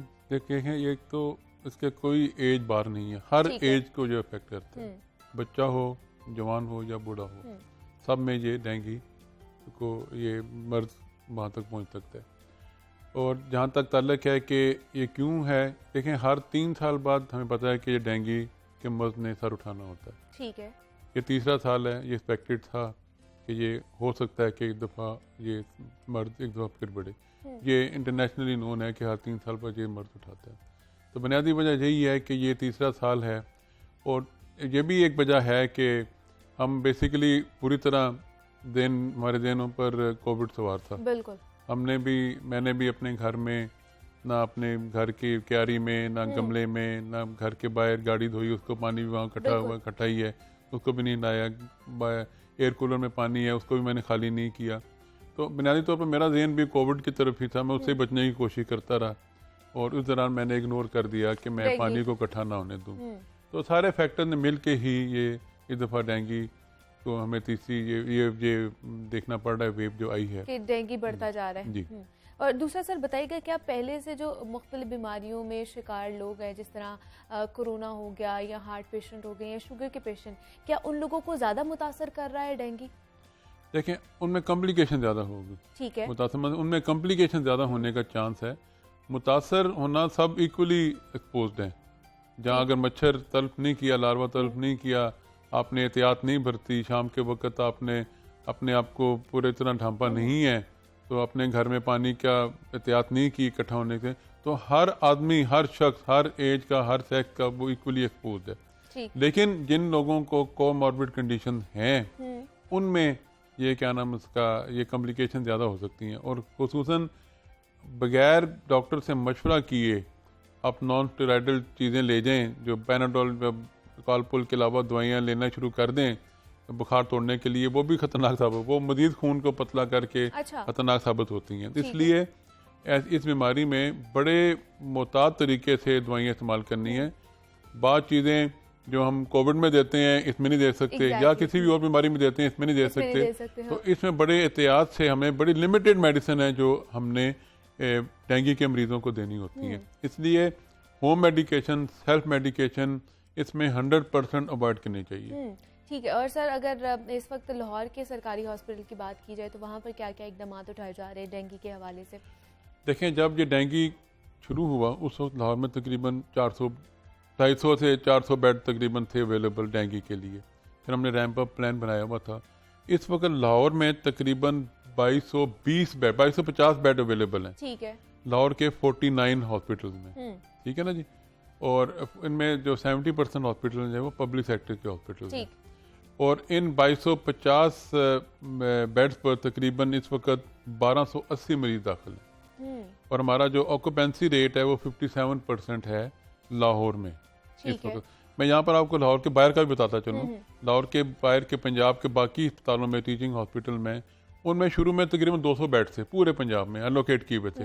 इस वक्त वहाँ पर 850 बेड हैं और उनका ऑक्यूपेंसी रेट इस वक्त जो पंजाब के लाहौर के बाहर के अस्पतालों में 33% है। ठीक है। तो मेन जो जोर है नो डाउट लाहौर में है, रावलपिंडी में है, लेकिन बेड की अवेलेबिलिटी में कोई कमी नहीं है सफिशेंट। और अभी भी हमारा मजीद रैंप अप प्लान मौजूद है, अल्लाह ना करे वो नौबत आए। अब देखें एक्सपो सेंटर में हमने 340 बेड का बनाया with each and every facility, ठीक है। हर चीज़ वहाँ, दवाई, टेस्ट हर से फ्री है। लेकिन अभी भी इस वक्त वहाँ पर मैक्सिमम वहाँ पर 70 मरीज गए हैं दाखिले के लिए, अभी भी 33 मरीज दाखिल हैं। अब यानी कि वहाँ पर आपको 80% से ज़्यादा अब बेड अवेलेबल है अभी वहाँ पर। लेकिन सर इतलात तो यही मौसूल हो रही हैं, जो एक्सपो सेंटर में बनाया गया है डेंगू वार्ड या उसको मुख्तस कर दिया गया है डेंगू के हवाले से, तो वहाँ पर बदनज़मी की बहुत ज़्यादा शिकायत आ रही हैं क्योंकि वहाँ पर बड़ी तादाद में लोग जा रहे हैं। देखें, मैं एडवोकेसी नहीं करूँगा ना, मैं इसके आर्गूमेंट में पढ़ूंगा। मैं आप सबको कहूँगा कि जितने चैनल्स हैं वहाँ पर अपना 24 आवर्स के लिए कैमरा फिट कर लें, रिसेप्शन पर और इंडोर में। ठीक है। अगर आपको कोई बदनज़मी नजर आए तो आप उसके साथ हमें प्रूफ के साथ दे दें। ठीक है। मैं वहाँ पर 3 दफ़ा जाता हूँ, हेल्थ डिपार्टमेंट के ऑफिसर्स 3 दफ़ा जाते हैं, ठीक है। डिस्ट्रिक्ट एडमिनिस्ट्रेशन 3 दफ़ा जाती है, मैडम मिनिस्टर खुद चक्कर लगाती हैं। यानी कि हर तरह से सर्वेलेंस हो रही है। पेशेंट को मैं कम अज़ कम, मैं दूसरे साहबान ऑफिसर जाते हैं, पेशेंट से बात करते हैं कि प्रॉब्लम तो नहीं हो, जो प्रॉब्लम हो उसको फ़ौरन रेक्टिफाई कर देते हैं। कल मसलन CBC मशीन आधे घंटे के लिए उसने जवाब दे दिया, with in half an hour हमने वो मशीन रिप्लेस, दूसरी चल रही थी, with in half an hour वो मशीन रिप्लेस हो गई। ठीक है। दवाइयों की वहाँ कमी नहीं है, टेस्ट वहाँ फ्री हो रहे हैं, डेस्टॉन 40 वहाँ पर फ्रीली अवेलेबल है, नर्सिंग, डॉक्टर्स और कंसल्टेंट तक वहाँ पर मौजूद हैं। हमने पेशेंट को कहा कि आप ठीक हो गए हैं, हम आपको घर भेज दें, या एक पेशेंट को हमने कहा कि आप, हमें लगता है कि आप कहीं कॉम्प्लिकेशन ना हो जाएं, आप इतना जना चले जाएं, म्यो चले जाएं, रिफ्यूज़ कर दिया। अच्छा। कि नहीं, हम यहाँ पर इतनी अच्छी फैसिलिटी है, हम नहीं जाना चाहते। 5 पेशेंट की बात करूँ जिनसे मैंने खुद बात की, ठीक है, कि हम यहाँ से एक्सपो सेंटर से नहीं जाना चाहते, हमें यहाँ बहुत कंफर्ट है, हमारा अच्छा इलाज हो रहा है, डॉक्टर नर्सेज हमें लुक आफ्टर कर रही हैं। मतलब तमाम तर जितनी भी सहूलियात हैं वो दी जा रही हैं। बिल्कुल। और ट्रायज में 6 स्टेप्स का ट्रायज है और हर स्टेप पर 2-2, मतलब पहले जहाँ वाइटल चेक करने वहाँ 2 नर्सेज बैठे हैं, ठीक है, ब्लड टेस्ट करने में 2 टेक्नीशियन बैठे हैं, डॉक्टर 2 बैठे हैं, ठीक है, डाटा एंट्री ऑपरेटर बैठा है। तो हमें ना स्टाफ की कमी है ना, ये है कि जब रश हो जाता है हम मजीद उसको मुताबिक मजीद फैसिलिटी और बढ़ा देते हैं। शुरू में 1 डॉक्टर 1 नर्स रखा था रिसेप्शन में, रश बढ़ा, अब 2-2 कर दिया। अगर खुदा ना खाता और बढ़ता है हम यहाँ पर 3-3 कर देंगे। तो हमें किसी किस्म की कमी नहीं है, ना ड्रग्स की, ना इक्विपमेंट की, ना ह्यूमन रिसोर्स की। तो क्या सर कोई ऐसे भी पेशेंट्स आए हैं जिनको कोरोना और डेंगू एक साथ हो गया हो? बहुत कम थे, लेकिन फिर हमने उनको डेंगू वार्ड में शिफ्ट कर दिया। अच्छा। डेंगू वार्ड में शिफ्ट करके फिर उन पर नेट लगा दिया। ठीक है। तो उनका इलाज फिर पहले डेंगू का हुआ या कोरोना का हुआ? नहीं, उनको हमने कोविड वार्ड में शिफ्ट कर दिया। कोविड वार्ड में बेसिकली अब ये यहाँ पर ही बड़ा टेक्निकल चीजें हैं, क्योंकि बाद दवाइयाँ जो कोविड में देनी है वो डेंगू में नहीं देनी। बिल्कुल ऐसे तो इसलिए हम उनको कोविड वार्ड में, वो वहाँ पर ही बेहतर मॉनिटर हो सकते हैं बजाय कि वो डेंगू वार्ड में रख के करें। ठीक है। और दूसरा सर हमें बता दें कि डेंगू टेस्ट कहाँ से और कितने पैसों में हम करवा सकते हैं? डेंगू जितने पंजाब के जितने सरकारी अस्पताल हैं, ठीक है, वहाँ पर डेंगू का मुफ्त फ्री ऑफ कॉस्ट है, कोई पैसा नहीं दिया जा रहा। और जो प्राइवेट सेक्टर में है मैक्सिमम 90 रुपये, 90 रुपीज़, ठीक है, 90 रुपीज़ से ज़्यादा कोई भी ब्लड कंप्लीट एग्जामिनेशन के 90 रुपए से ज्यादा चार्ज नहीं कर रहा। ये हुकूमत ने रिटर्न इंस्ट्रक्शन इशू की हुई है। जितनी भी प्राइवेट लैब्स है वहाँ पर सिर्फ 90 रुपए का ही होगा, इससे ऊपर चार्ज नहीं करने। और पंजाब हेल्थ केयर कमीशन इसको बकायदा मॉनिटर कर रहा है। ठीक है जी। मतलब अगर आप सरकारी हॉस्पिटल में जाते हैं तो वहाँ पर तो आपको फ्री ऑफ कॉस्ट जो है वो डेंगू का टेस्ट लिया जाएगा, लेकिन अगर आप किसी लैब में जाते हैं प्राइवेट लैब में तो वहाँ पर सिर्फ 90 रुपए आप लोगों ने देने हैं, इससे ज्यादा नहीं देने। और अगर वो चार्ज करें तो उनके खिलाफ कार्रवाई भी हो सकती है। बिल्कुल हो सकती है। और अगर सरकारी अस्पताल में कोई किसी से 1 रुपया भी मांग ले कि डेंगू के या कोविड के लिए कोई पैसे लेके आना, तो उसकी फौरन शिकायत करें। ठीक है, उनकी शिकायत करें, उनके खिलाफ कार्रवाई हो सकती है। दूसरा सर, अगर किसी बंदे को डेंगू हो जाए तो हमें बताइए कि इब्तदाई अलामात क्या हो सकती हैं, क्योंकि इस वक्त कोरोना के भी थोड़े सिम्टम्स कह रहे हैं कि उस तरह के हो रहे हैं और डेंगू के भी मिलते जुलते हैं, तो किस तरह हमें पता चलेगा कि ये डेंगू है? देखिए, कोविड में बेसिकली खांसी होती है, खुश खांसी है, नज़ला होता है और थोड़ी सी देर कम हो जाए तो सांस उखड़ना शुरू हो, सांस की तकलीफ होती है। जबकि ये जो डेंगू का फीवर है, इसमें बहुत हाई ग्रेड फीवर है। ठीक है। और बोन ब्रेकिंग पेन होती है, यानी कि आप हड्डियों तक दर्दें महसूस होती हैं। आप ज़मीन में पाँव रखें तो आपको लगेगा कि आप कांटों पर खड़े हो गए हैं। ऐसा भी कई लोगों ने महसूस करते हैं। और ये बुखार जो है, जो सिंपल दवाई पैनाडोल वगैरह से या कॉलपोल से ये टूटता नहीं है। अच्छा। जबकि कोविड वाला जो टेम्परेचर है ना, वो नॉर्मल बेस लाइन पर आ जाता है दवाई के साथ। तो इसमें तेरे 3-4 दिन तक बहुत तेज हाई ग्रेड फीवर आता है डेंगू में, जो आप जो सिंपल पैनाडोल कॉलपोल वगैरह से वो नॉर्मल बेस लाइन नहीं होता। तो 4-5वें दिन के बाद ये बुखार टूट के नॉर्मल की तरफ आना शुरू हो जाता है। तो ये बुनियादी हाई ग्रेड फीवर, बहुत तेज बुखार, बहुत जिस्म को दिखना, आपकी हड्डियां तक दुखना महसूस होती हैं और बड़ी बोन ब्रेकिंग पेन है कि ये मेन अलामात हैं और डेंगू के फीवर। मतलब इस तरह की कोई भी अलामत हो तो आपने सबसे पहले जाके डॉक्टर से रिज्यू करना है। और 1 या 2 दिन तक अगर आपका बुखार नहीं सेटल हो रहा पैनाडोल और से कॉलपोल वगैरह से, तो सबसे पहले काम आज जाके फौरन अपना ब्लड टेस्ट कराएं। और ब्लड टेस्ट से आप पता चलेगा कि आपके बाईसाइटोपिनिया 2 किस्म के सेल तो काफी कम हो सकते हैं, खसूसन प्लेटलेट भी। ठीक है। उसको मॉनिटर करें। और दूसरी चीज़ ये है कि अगर बुखार नहीं सेटल हो रहा तो आप फौरन अपना ब्लड टेस्ट कराएं, बहुत ज़रूरी है ब्लड टेस्ट कराना। और दूसरा सर, जैसे आपने बात की कि पैनाडोल ये एक मौसर दवाई है इस वक्त के, हम लोगों ने किस तरह निपटना है डेंगू से, उसकी भी शॉर्टेज की खबरें जो है वो मौसूल हो रही हैं, तो क्या इसका अल्टरनेटिव है? कोई और ब्रांड की दवाई यूज़ कर सकते हैं? बिल्कुल, इसका अल्टरनेटिव मौजूद है। जहाँ तक सरकारी अस्पताल हैं ताल्लुक है, हमने सारे पंजाब के सारी सरकारी अस्पतालों में पता किया है, सफिशेंट नंबर ऑफ पैनाडोल, ठीक है, सिरप, गोलियां और ड्रिप जो वो तक मौजूद हैं। हर लाखों की तादाद में मौजूद है, ये नहीं कि मैं आपको सैकड़ों की बता रहा हूं, लाखों की तादाद में मौजूद है। किसी किस्म की कोई शॉर्टेज नहीं है। जब ये खबर चली थी मीडिया पर तो फौरन ही हुकूमत ने सर्वेलेंस करा ली थी और पंजाब के सारे अस्पतालों से रिपोर्ट तलब की थी और सब ने अपनी अपनी रिपोर्ट भेज की। तो यानी कि लाखों की तादाद में, हज़ारों से लाखों की तादाद में ये दवाइयाँ, गोलियाँ, सिरप और इंजेक्शन मौजूद हैं। मार्केट में बेशक अगर पैनाडोल कम होगी तो उसका मुतबादिल मार्केट में मौजूद है। ठीक है। लेकिन लोगों से दरख्वास्त है कि पैनाडोल के साथ नॉन स्टेरॉयडल एंटी इन्फ्लेमेटरी ना लें, मतलब जिसमें ब्रूफिन वगैरह आ जाए, ये खतरनाक होता है। सिर्फ पैनाडोल लें, कालपोल लें सिर्फ, और इससे मिलती जुलती दवाई लें बुखार कम करने के लिए। ठीक है। और इनको खुराक फिर किस तरह की लेनी चाहिए अगर जो डेंगू का शिकार हो जाते हैं लोग? खुराक तो देखें जी, जो भी वायरल इन्फेक्शन होती है उसमें हाई प्रोटीन डाइट जरूरी होती है। ठीक है। हाई प्रोटीन डाइट लें तो वो ही इनके लिए बेहतर है। तो क्या लगता है आपको, इससे हम कब तक छुटकारा पा लेंगे? ये अभी पीक पे है इस वक्त। आज टेम्परेचर मैं सोचा कि 23 था सुबह। ठीक है। तो जिस वक्त ये 15 डिग्री तक पहुंच जाएगा टेम्परेचर तो इसमें काफ़ी हद तक कमी आ जाएगी। और 15 डिग्री से नीचे चला जाएगा, इंशाल्लाह हम इसे निजात हासिल कर लेंगे। लेकिन सर आपको क्या लगता है, मतलब हम देखते हैं कि जब कोरोना था तो सारी जितनी भी टीमें थी डेंगू के लिए जो मुख्तस की गई थी वो कोरोना के हवाले से वो काम कर रही थी और डेंगू के हवाले से कोई इकदाम भी नहीं उठाए गए थे बर वक्त। इस वजह से भी ये ज़्यादा बड़ा है। अगर पहले ही इसको पकड़ लिया जाता तो ये इतना ज़्यादा ना बढ़ता। मैं जैसे मैंने शुरू में किया कि ये क्या नाम उसका बेसिन है, हम पूरी कौम सो कोविड की तरफ है। मैं इनफरादी तौर पर मैंने वो प्रिकॉशन नहीं ली, हालांकि मुझे भी पता था कि जब मौसम या इस मौसम में डेंगू जब आ सकता है तो मैंने अपने घर में पानी खड़ा नहीं होने दिया, मैंने भी एहतियात नहीं की। तो हम सब मिल के बेसिकली कोविड की तरफ इतने डाइवर्टेड थे कि हमने इस तरफ एहतियात नहीं बरती। और दूसरा था कि 3 साल बाद जो जिसने सार उठाना होता है वो भी बहुत बड़ा फैक्टर है, वो भी है। और शुरू में ये बेसिकली उस इलाके में पाया गया जो खुले इलाके थे। अच्छा। लाहौर में मसलन डिफेंस में था, शाहदरा में था, जहाँ पर कंस्ट्रक्शन बहुत ज़्यादा थी और जहाँ भी कंस्ट्रक्शन आता है वहाँ पानी बड़ा इकट्ठा होता है। तो शुरू के केसेस सारे वहाँ से मिले तो वहाँ पर लोगों ने उस जगह पर एहतियात नहीं की कि पानी ना इकट्ठा होने दें या फिर दवाई डाल दें जो मच्छर मारने के लिए होती है, तो फिर वहाँ से फिर ऐसा फैला कि हर जगह फैल जाता है। तो आपको क्या लगता है इसके लिए किस तरह की मुस्तनिद एक पॉलिसी बनानी चाहिए कि हम लोग को लगे कि अब डेंगू से हमें छुटकारा हासिल हो चुका है? क्योंकि पहले सालों में हम देख रहे थे कि हम भूल चुके थे कि डेंगू है भी, और इस साल बहुत ज़्यादा ये शिद्दत के साथ वापस आया।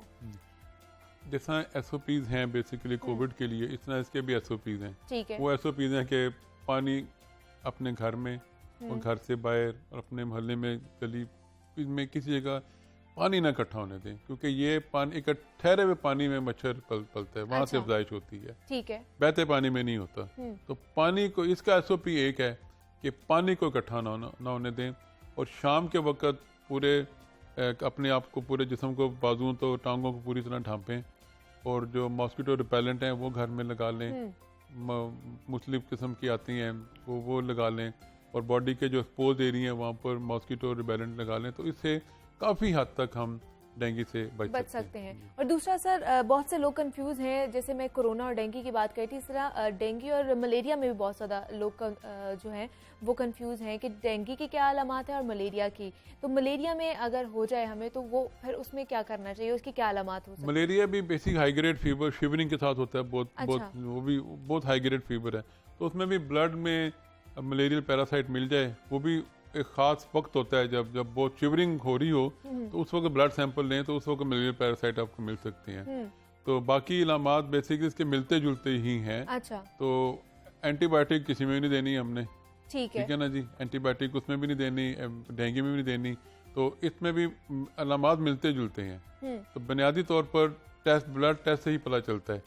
डेंगू में प्लेटलेट कम हो जाते हैं, बाईसाइटोपिनिया यानी 2 किस्म के सेल में कमी आती है, तो ब्लड टेस्ट से हम डिफ्रेंशिएट कर सकते हैं ये मलेरिया है या ये डेंगू वायरल फीवर। तो अगर दोबारा से सर हमें प्रोसीजर बता दें कि जैसे अगर कोई जा रहा है सरकारी हॉस्पिटल में जा रहा है चेक कराने कि हमें डेंगू है या नहीं है, ये हमारी अलामात है, तो उन्हें किन किन प्रोसीजर से गुजरना पड़ेगा? देखिए, पहले बात तो ये है कि अगर आपको 1 या 2 दिन बहुत हाई ग्रेड फीवर है, 103 104, वो टूट नहीं रहा पैनाडोल कालपुल लेने से, आप सरकारी अस्पताल में जाएं और डेंगू काउंटर पर जाएं। अगर आपको खांसी है, नज़ला है, जुकाम है और आपका सांस उखड़ रहा है, तो फिर आप कोविड वाले काउंटर पर जाएं। ठीक है। तो अगर आपको ये अलामत नहीं है, खांसी, जुकाम, नज़ला और खांस उखड़ने की, तो फिर आप डेंगू वाले काउंटर पर जाएं। तो डेंगू वाले काउंटर पर जाके सबसे पहले नर्स आपका vital test, blood pressure, oxygen saturation, temperature check करके फिर आपको अगले स्टेप पर ब्लड कंप्लीट, अगर आपको बुखार है तो फिर आपका ब्लड टेस्ट हो जाएगा। ब्लड टेस्ट होने के बाद वो डॉक्टर साहब अगले स्टेज पे बैठे हैं, तो वो आपको क्या नाम उसका देख के बता देंगे कि आपकी सिचुएशन कैसी है, कि आया आपको सस्पिशन है डेंगू की या नहीं है।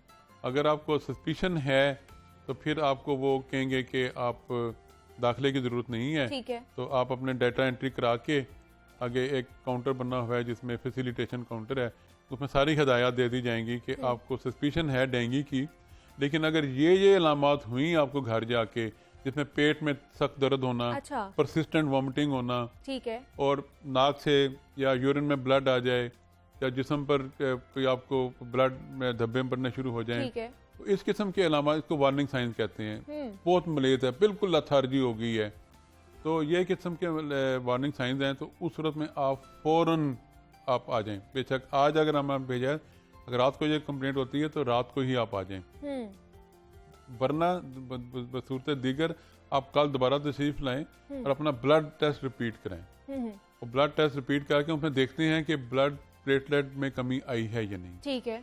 अगर 20,000 से ज़्यादा प्लेटलेट की कमी है तो फिर हम बड़ा स्ट्रॉन्ग सस्पिशन होते हैं, और अगर 4 दिन गुजर चुके हैं बुखार को, तो चौथे या 5वें दिन NS1 टेस्ट कराते हैं, डेंगू का स्पेसिफिक टेस्ट है। अच्छा। तो वो चौथे दिन पॉजिटिव होता है, तो चौथे दिन हम टेस्ट करा लेते हैं। अगर वो पॉजिटिव आ जाए तो फिर हम, और प्लेटलेट भी कम है, एक ख़ास क्राइटेरिया है कि अगर आपके 40,000 या 50,000 से कम है प्लेटलेट, तो फिर हम आपको, जो डेंगू एक्सपर्ट एडवाइजरी ग्रुप ने लेटेस्ट एडवाइस इशू की है, तो हम आपको दाखिल कर लेंगे। ठीक है। अगर और NS1 टेस्ट पॉजिटिव भी है, अगर NS1 टेस्ट फर्ज करें अभी चौथा 5वां दिन नहीं आया, लेकिन उसके बावजूद आपको बुखार है और वार्निंग साइंस भी हैं, फिर भी हम दाखिल कर लेंगे, बेशक आपके ब्लड काउंट जो प्लेटलेट है 1 लाख से भी ज़्यादा हो। ठीक है। तो ये डिपेंड करता है सिचुएशन पर। और इनका रिकवरी दिन डेज कितने हैं पेशेंट के? 7 to 10 डेज पेशेंट का यूजुअल स्टे रहता है। ठीक है। अगर प्लेटलेट बहुत कम है तो 7 से 10 दिन तक उनका एवरेज स्टे हॉस्पिटल में हो जाता है, क्योंकि 7वें दिन बाद फिर प्लेटलेट दोबारा बनने शुरू हो जाते हैं। ठीक है, लेकिन अगर ये रिकवर हो जाते हैं तो उनके बाद भी इनको जो है अपनी डाइट का खास तौर पे ख्याल रखना चाहिए और किन चीज़ों का एहतियात करनी चाहिए? 1-2 हफ्ते आफ्टर रिकवरी काफ़ी होते हैं, क्रिटिकल होते हैं, ठीक जिस है। तरह कोविड में, इसमें भी आपको बड़े एहतियात जो देखें 4-5वें दिन, चौथे 5वें दिन बुखार टूट जाता है, बिल्कुल। लेकिन बुखार टूटने के बाद का जो पीरियड अगले 5 दिन का बड़ा क्रिटिकल होता है डेंगू के लिए। उसमें बड़ी एहतियात, बड़ा क्लोजली ऑब्जर्व करना पड़ता है, बड़ी एहतियात करना पड़ता है, बड़े टेस्ट आपको बाकायदगी से कराने पड़ते हैं।